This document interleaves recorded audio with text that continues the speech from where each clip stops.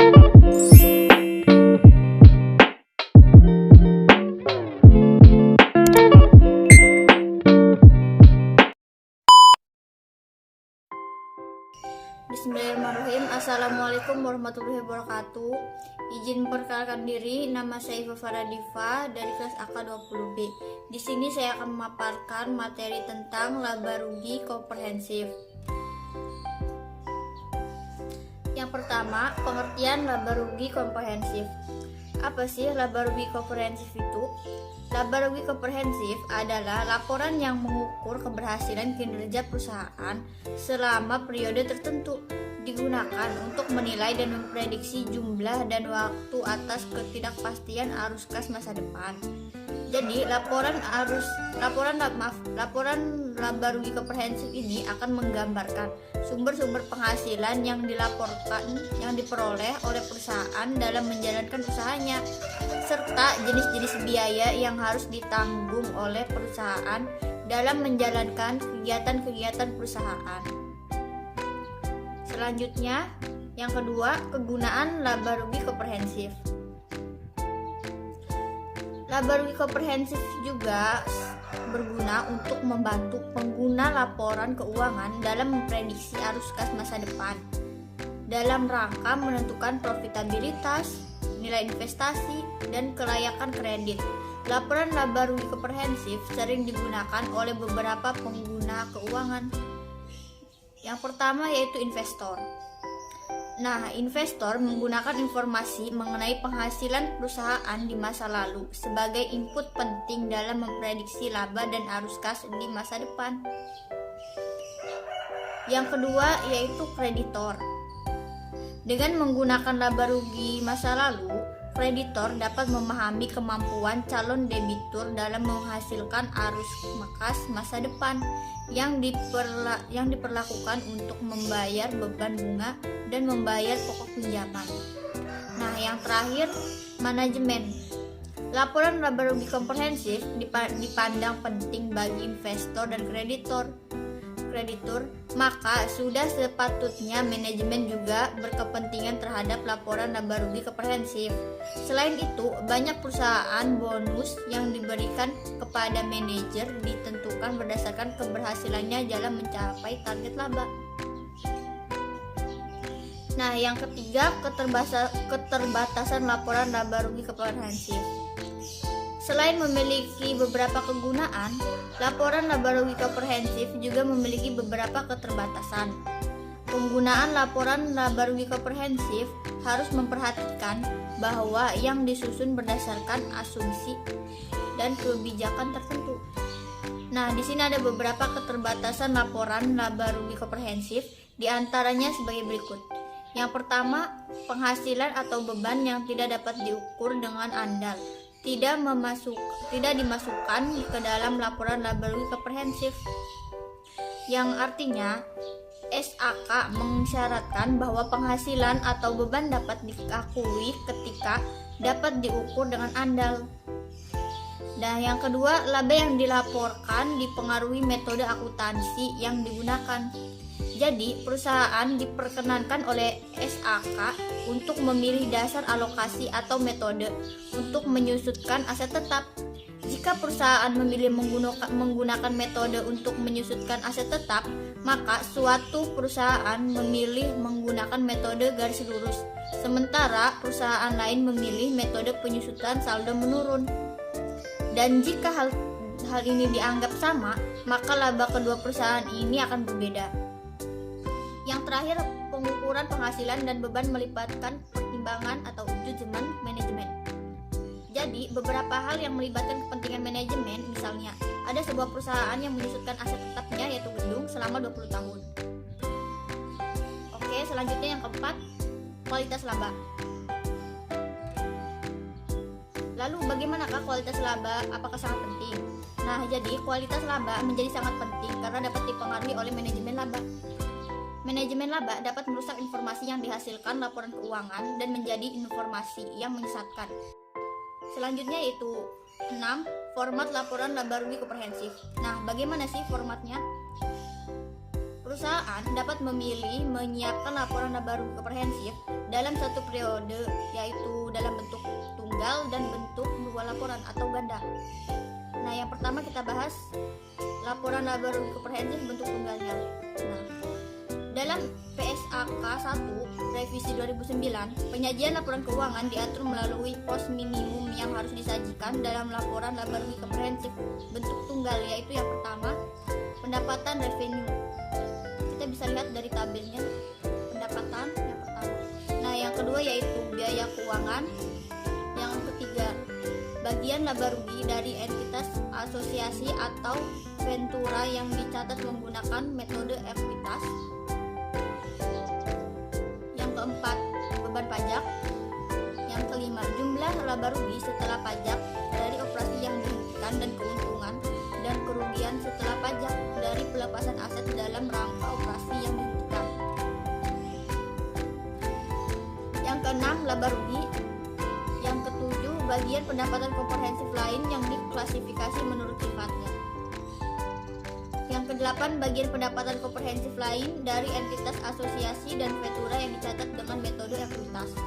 Nah, yang terakhir, laba rugi komprehensif. Pada laporan laba rugi komprehensif bentuk tunggal, maka penyajian laba rugi periode berjalan dan pendapatan komprehensif lain pada periode berjalan disajikan dalam satu laporan laba rugi komprehensif.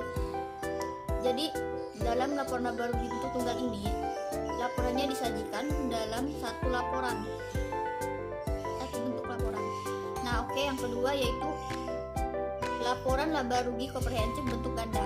Nah, apa yang membedakan dengan laporan bentuk tunggalnya? Kita bisa lihat dari tabel di sini bahwa jika perusahaan memilih untuk menggunakan format laporan bentuk ganda, maka perusahaan menyiapkan dua laporan. Nah, yang pertama yaitu laporan laba rugi periode berjalan, dan yang kedua yaitu laporan laba rugi komprehensif yang berisi laba rugi periode berjalan. Oke, lalu pos-pos minimum yang harus disajikan dalam laporan laba rugi ketika menggunakan format ganda yaitu yang pertama pendapatan. Kita bisa lihat dari kotak foto ini bahwa ada pendapatan. Yang kedua yaitu biaya pendanaan. Yang ketiga, bagian laba rugi dari entitas dan ventura yang menggunakan metode ekuitas. Yang keempat, beban pajak. Yang kelima, jumlah laba rugi setelah pajak operasi yang dihentikan dan keuntungan kerugian. Dan yang terakhir, yang keenam, laba ruginya. Nah, di sini ada satu contoh soal. Nah, di mana soalnya itu akuntansi perusahaan sepatu PT Rodamas Perkasa telah mencatat informasi berikut berdasarkan laporan keuangan perusahaan sebagai dasar penyusunan laporan laba rugi komprehensif satu perusahaan berakhir 31 Desember 2020. Yang pertama yaitu pendapatan sewa sebesar 29 juta. B. Beban bunga sebesar 18 juta. Yang ketiga, pendapatan yang belum terrealisasi dari efek ekuitas tersedia untuk dijual setelah dipotong pajak sebesar 31 juta. Yang D. Beban penjualan sebesar 140 juta. E. Pajak penghasilan sebesar 306.000. Yang F. Biaya administrasi sebesar 181 juta. Yang G. Beban pokok penjualan sebesar 181 juta sama. Yang H. Penjualan neto sebesar 980 juta. Yang J. Bagian dividen tunai sebesar 16 juta. Yang J. Kerugian atas penjualan aset pabrik sebesar 15 juta. Yang terakhir, ada 20.000 saham biasa yang beredar sepanjang tahun. Nah, yang ditanyakan adalah yang pertama, susunlah laba rugi komprehensif dengan menggunakan laporan laba rugi bentuk ganda. Yang kedua, susunlah laporan laba rugi komprehensif dengan menggunakan laporan laba rugi bentuk tunggal. Oke. Nah, kita akan menjawab yang pertama, itu kita tentukan dulu laba sebelum pajak dan laba tahun berjalannya. Nah, di sini biaya bunga sebesar 18 juta. Lalu ditambah dengan total biaya. Nah, dari biaya-biaya di atas seperti biaya administrasi, nah, sebesar 310 juta. Jadi, laba sebelum pajaknya adalah 489 juta. Lalu dikurangi dengan pajak penghasilan sebesar 306.000. Jadi, laba tahun berjalannya sebesar 488.694.000. Nah, pendapatan yang belum terrealisasikan sebesar 31 juta. Dikurangi kerugian atas penjualan aset sebesar 15 juta. Jadi totalnya adalah 16 juta. Lalu sekarang kita akan cari dengan metode yang pertama, metode ganda. Di sini diketahui penjualan neto 980 juta dikurangi beban pokok penjualan yaitu sebesar 181 juta. Jadi hasil laba brutonya yaitu 799 juta. Nah, ditambah dengan pendapatan lainnya sebesar 29 juta. Lalu dikurangi dengan biaya-biaya. Nah, di sini ada biaya. Yang pertama biaya penjualan sebesar 140 juta, lalu biaya administrasi sebesar 181 juta, dan yang terakhir biaya bunga sebesar 118 juta, maaf. Jadi total biaya yang ada adalah 329 juta. Laba sebelum pajaknya yaitu 489 juta dikurangi dengan pajak penghasilan sebesar 306.000. Nah, jadi laba tahun berjalannya sebesar 488.694.000. Lalu dikurangi pendapatan yang belum terrealisasikan sebesar 31 juta dikurangi dengan kerugian atas penjualan aset sebesar 15 juta.